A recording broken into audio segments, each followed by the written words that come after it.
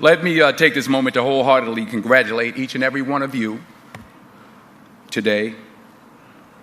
You graduated. You did it. You made it. Congratulations to you. And you did it all by yourselves. Nobody helped you. No, that's not true. That's what I thought when I was young. I starting to really make it as an actor. I came in, I talked to my mother. I said, "Ma, did you think that this was going to happen? I'd be so big and I'll be able to take care of everybody and I can do this and I can do that and I can." She said, "Boy, stop it right there. Stop it right there. Stop it right there." He said that if you only knew how many people that have been praying for you, how many prayer groups she put together, how many prayer cloths she gave me, how many times she splashed me with holy water to save my sorry behind, as she said it. She said, "Oh, you did it by yourself? I tell you what you can do by yourself. You can go outside, get a mop and a bucket and wash them windows. You can do that by yourself." Superstar. So I'm saying that to say I want to congratulate all the parents and friends and family and aunties and uncles and grandmothers and grandfathers and teachers and friends and enemies.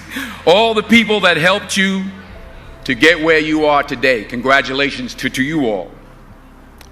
I'm going to tell about 2-3 stories. I'm going to keep it real short.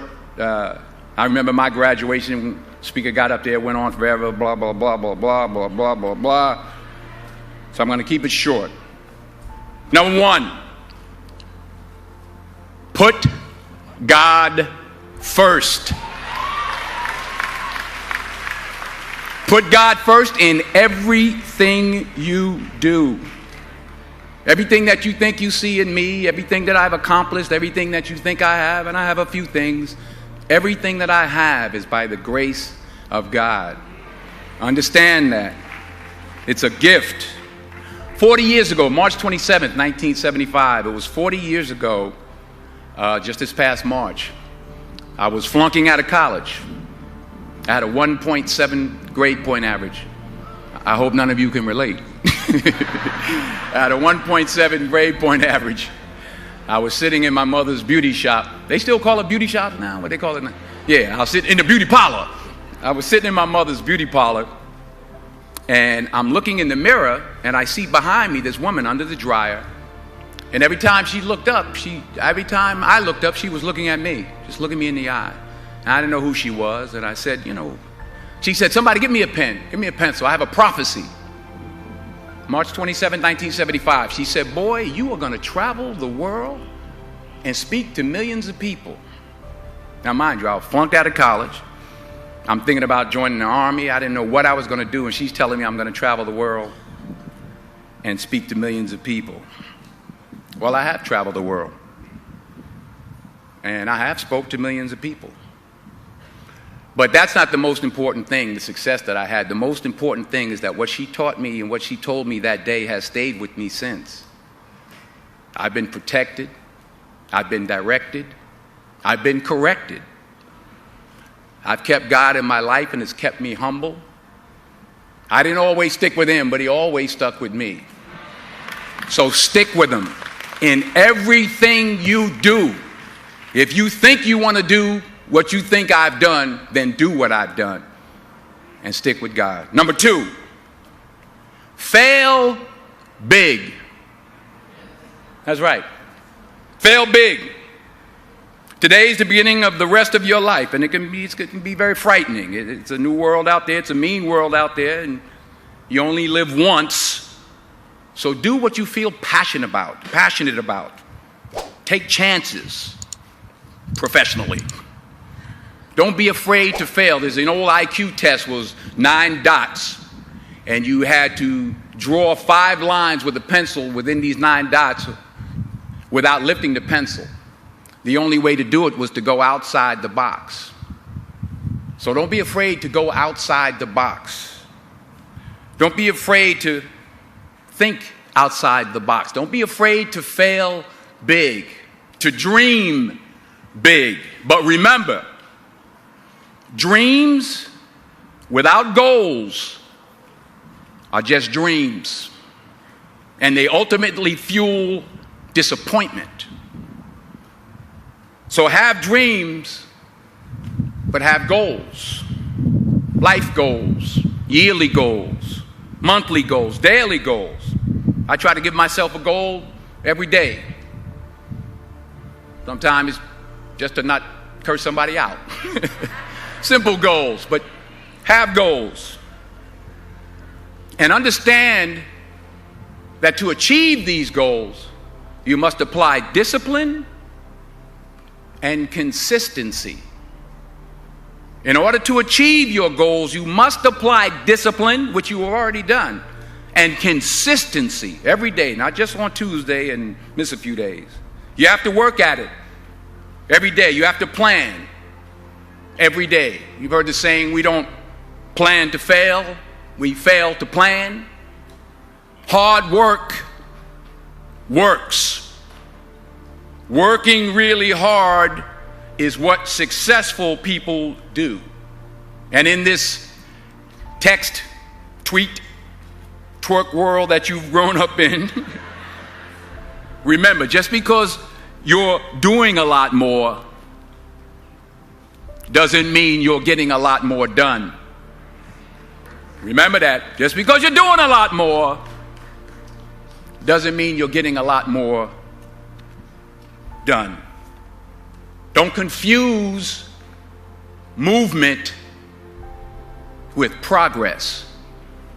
My mother told me, she said, yeah, because you can run in place all the time and never get anywhere. So continue to strive, continue to have goals, continue to progress.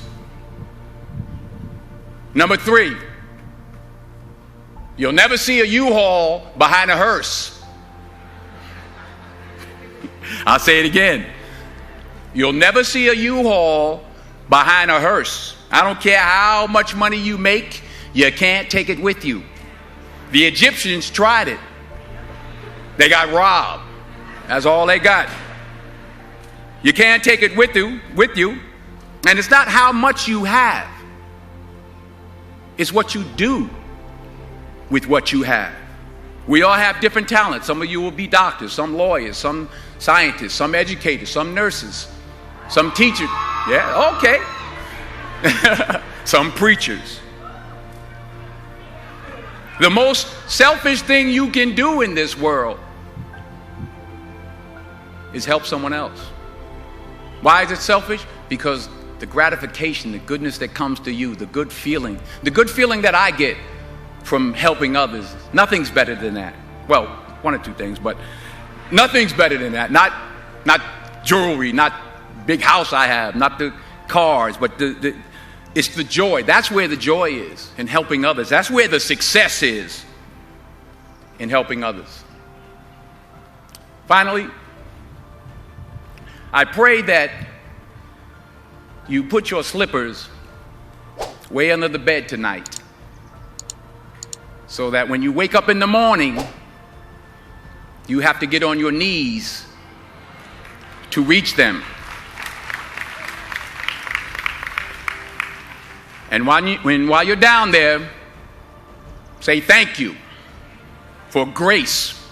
Thank you for mercy. Thank you for understanding. Thank you for wisdom. Thank you for parents.